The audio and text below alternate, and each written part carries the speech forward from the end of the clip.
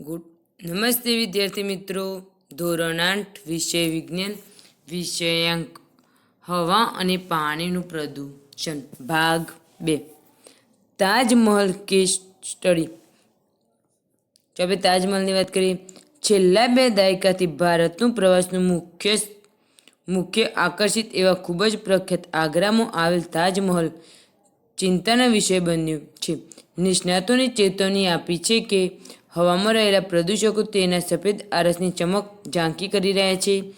એટલે જ કે પ્રદૂષિત હવાથી ખાલી સજીવોને પ્રભાવિત થાય છે એવું નથી, પરંતુ નિર્જીવ વસ્તુ જેવી કે ઇમારત, સ્મારકો અને પ્રતિમાઓની પણ અસર થાય છે. જે વિદ્યાર્થી મિત્રો, હવાના પ્રદૂષણને કારણે એવું નથી કે સજીવ વસ્તુને જ નુકસાન થાય છે, નિર્જીવ વસ્તુને પણ નુકસાન થાય છે. તાજમહલ એક નિર્જીવ વસ્તુ છે.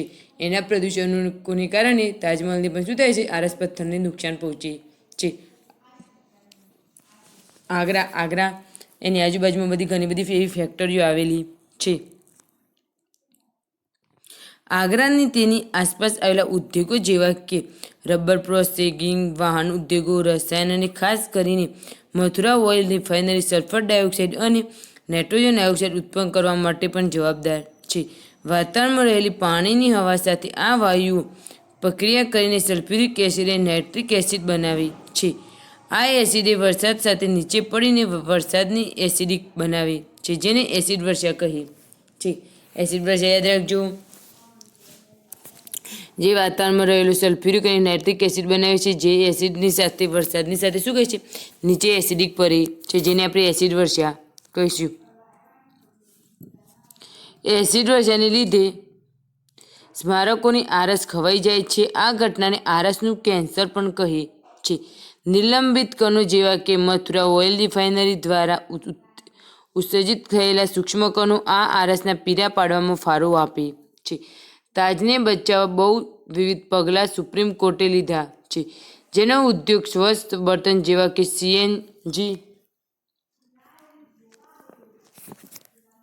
સીએનજી બર્તનોનો ઉપયોગ કરવામાં આવ્યો છે. ચલો, તમે ઉપર તાજમહલ આકૃતિમાં જોઈ શકો છો વિદ્યાર્થી મિત્રો. તેની સુંદરતા શું થઈ રહી છે? દિવસે ને દિવસે ઘટતી રહી છે. ચલો, સીએનજી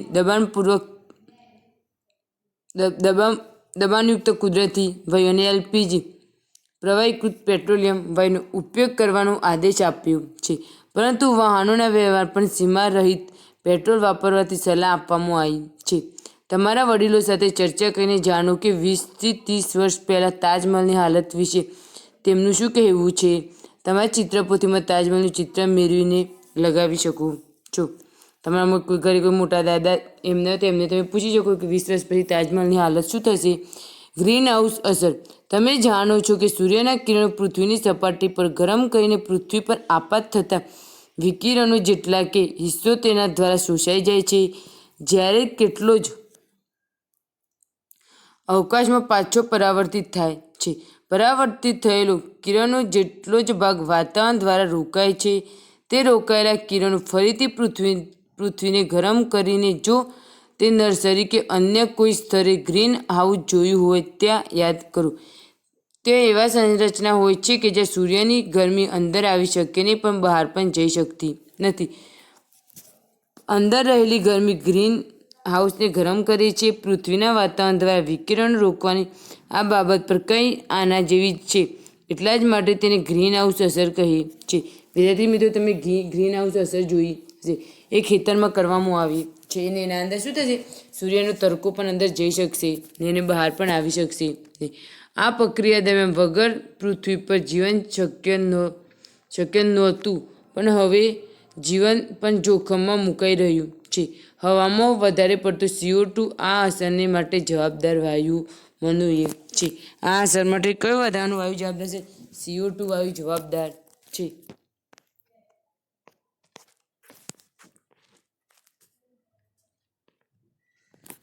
તમે જાણો છો કે CO2 એ હવાના ઘટકોમાં એક છે. તમે વનસ્પતિ અને કાર્બન ડાયોક્સાઇડની ભૂમિકા વિશે પણ જાણો છો.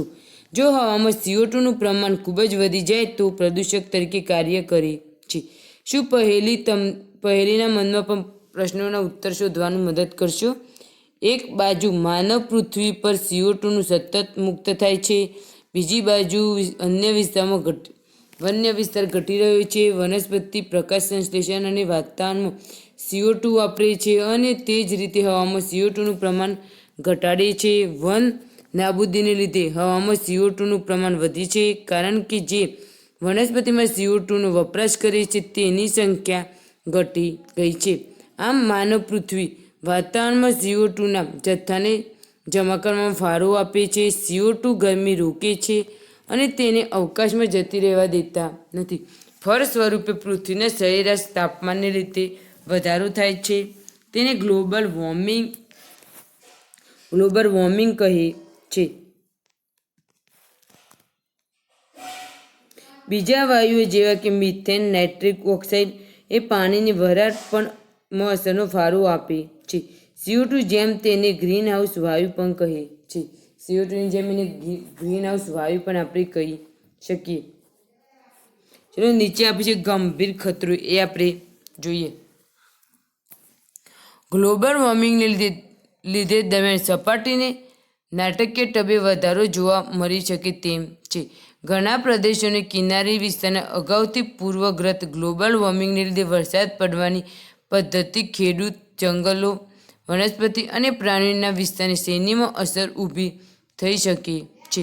ગ્લોબલ વોર્મિંગનો ખતરો હોય તેવા લોકો રહેઠાણવાળા વિસ્તારમાં એશિયાના મુખ્ય છે.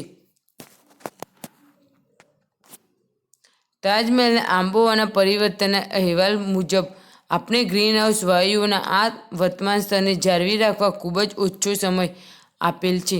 નહીંતર આ સદીના અંત સુધીમાં તાપમાન સરેરાશ 2 ડિગ્રી સેલ્સિયસ જેટલું વધી જશે. તે ખરેખર ભયજનક સ્તર માનવામાં આવે છે. વિશ્વભરની સરકાર માટે ગ્લોબલ વોર્મિંગ એ ચિંતાનો વિષય છે. ઘણા બધા દેશોની ગ્રીનહાઉસ વાયુ ઉત્સર્જન ઘટાડો કર્યા છે. ધ ક્યોટો પ્રોટોકોલ આવો જ એક અસરકારક છે. બોઝોએ જાણીને ખૂબ જ આશ્ચર્ય છે કે પૃથ્વીના તાપમાનમાં ફક્ત 0.5 સેલ્સિયસ જેટલો જ નાનો ફેરફાર પણ આટલી ગંભીર અસર ઉત્પન્ન કરી શકે છે. પહેલી તેને જણાવે છે કે ઘણા સમાચારપત્રોમાં વાંચ્યું હતું કે હિમાલયમાં આવી ગંગોત્રી હિમશિલા એ ગ્લોબલ વોર્મિંગ માટે પીગળી રહી છે. એને ન્યૂઝમાં વાંચ્યું હતું ગંગોત્રી હિમશિલા એ પણ ગ્લોબલ વોર્મિંગને કારણે શું થઈ રહ્યું છે? પીગળી રહી છે. શું થઈ શકે? હવે જો આપણે નીચે આપીશું હવાનું પ્રદૂષણ ઘટાડવા આપણે શું કરી શકીશું? હવાના પ્રદૂષણ માટે લડતમાં આપણી પાસે ઘણા સફળ ઉદાહરણ છે. જેમ કે થોડા વર્ષો પહેલાં દિલ્હીનું એક વિશ્વનું સૌથી પ્રદૂષિત શહેર હતું. ડીઝલ તથા પેટ્રોલ વડે ચાલતા વાહનોને ધુમાડાને ઘેરાયું હતું.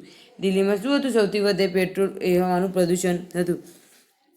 CNGના શીશા રહિત પેટ્રોલિયમ જેવા કે બળતણનો દબાવવા લેવાનો નિર્ણય કરવામાં આવ્યો હતો. આ પગલાંને પરિણામે શહેરમાં શુદ્ધ હવા જોવા મળી રહી. તમે અચાનક તમારા વિસ્તારમાં પણ કેટલાક ઉદાહરણોથી પરિચિત થશો જેમાં હવાનું પ્રદૂષણ ઘટાડવા આવ્યું હોય. તે તમારા મિત્રો સાથે ચર્ચા કરો. CNGથી ચાલતી વાહન વ્યવસ્થા બસ પણ શરૂ કરવામાં આવી છે. એના કારણે શું થશે? પ્રદૂષણ દિવસે ને દિવસે ઘટતું જશે. અને પેટ્રોલ જે તમે દિવસે ને દિવસે વધુ વાપરતા જશો તો પ્રદૂષણનું જે સ્તર છે એ શું થશે? વધતું જશે, ઘટતું જશે નહીં. જેમ જેમ વધતું જશે એમ નુકસાન કોને પહોંચાડશે? આપણને જ નુકસાન પહોંચશે.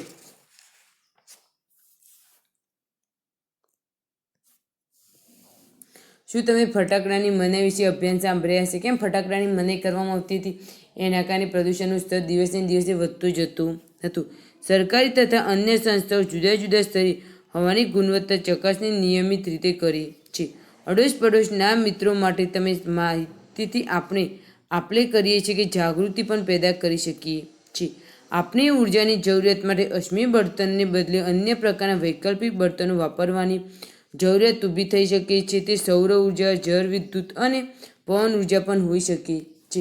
આપણે સૌર ઉર્જાનું, જળ વિદ્યુત ઉર્જાનું, પવન ઉર્જાનું વગેરેનો ઉપયોગ કરી શકીએ છીએ. આપણા તરફથી નાનકડો ફાળો પણ પર્યાવરણની અવસ્થામાં મોટો ફેરફાર કરી શકે છે. આપણી વૃક્ષ વાવીએ તથા પડોશના હોય તેમને ઉછેરીએ. શું તમે વન મહોત્સવ વિશે જાણો છો? દર જુલાઈમાં લાખો વૃક્ષો વાવવામાં આવે છે. વન મહોત્સવના દિવસે શું કહેવામાં આવે છે? લાખો વૃક્ષો વાવવામાં આવે છે. નીચે ઉપર એક પ્રવૃત્તિ આપી છે 14.4. તમારે શાળાએ જવા માટે તમારી પાસે ઘણા વિકલ્પો છે, જેમ ચાલીને જવું, સાયકલ ચલાવીને જવું, બસ દ્વારા જવું, શહેરના વાહનો દ્વારા જવું, ખાનગી મોટર દ્વારા જવું, મોટર સાથે જવું. તમારા વર્ગમાં દરેક વિકલ્પની હવાની ગુણવત્તા પર શું અસર થાય છે તેની ચર્ચા કરો. આ બધા વિદ્યાર્થી મિત્રો અલગ અલગ સાધન અલગ અલગ રીતના સ્કૂલમાં આવે છે, તો એના કારણે શું નુકસાન થાય છે? છોડ વાવતા બાળકો, જો તમે નીચે છોડ વાવતા બાળકો પણ જોયા હશે.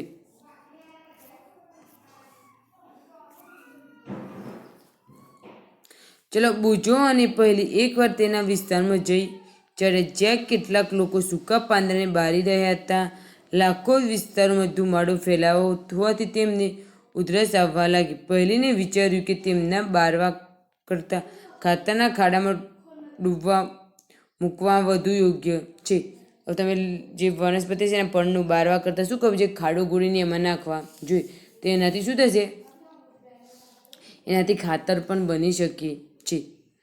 અગાઉના ધોરણમાં આપણે શીખી ગયા છીએ કે પાણી એક કિંમતી સ્ત્રોત છે. જળ પ્રદૂષણ એ પાણી એક શું કિંમતી સ્ત્રોત છે.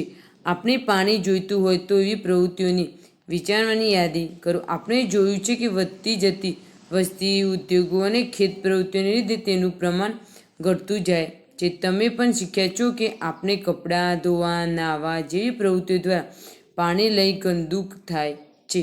તેનો અર્થ એમ થાય છે કે આપણે પાણી કંઈક પદાર્થ ઉમેરીએ છીએ, તેની ગુણવત્તા બગાડીએ છીએ અને તેને ગંધ અને રંગમાં ફેરફાર કરીએ છીએ. જ્યારે નુકસાનકારક પદાર્થ જેવા કે મળનો મૂત્ર, ઝેરી રસાયણો, કાદવ વગેરે પાણી સાથે ભળી જાય છે ત્યારે જ પાણી પ્રદૂષિત થાય છે. જે પદાર્થ પાણીને પ્રદૂષિત કરે છે તેને જળ પ્રદૂષકો કહે છે. જે પદાર્થ પાણીને પ્રદૂષિત કરે છે એને આપણે શું કહીશું? જળ પ્રદૂષકો કહીશું. ચલો ગંગા નદીનું વહેણ. નીચે આપણે જોઈએ ગંગા નદીનું વહેણ આપ્યું. ચલો વિદ્યાર્થીઓને પ્રવૃત્તિ જોઈ લઈએ. પાણીના જુદા જુદા નમૂના તળાવ, નદી, કૂવા અને સરોવર એકઠા કરો. દરેક અલગ અલગ કાચના પાત્રમાં રહેવા દો. દરેકના ગંધા, એસિડિકતા અને રંગીનની તુલના કરો. નીચેનું કોષ્ટક ભરો. હવે તમારે બધું પાણી કેવું હશે? એક સરખું હશે નહીં. હવે નદીનું પાણી ચોખ્ખું હશે, તળાવમાં જે પાણી જશે, આપણે જે નાહ્યા છીએ એ પાણી શું થશે? ત્યાં જશે તો એની એસિડિકતા વધી જશે. કેમ? સાબુવાળું પાણી હશે તો અલગ અલગ પાણીની એસિડિકતા શું હશે? અલગ અલગ હશે, એક સરખી હશે નહીં.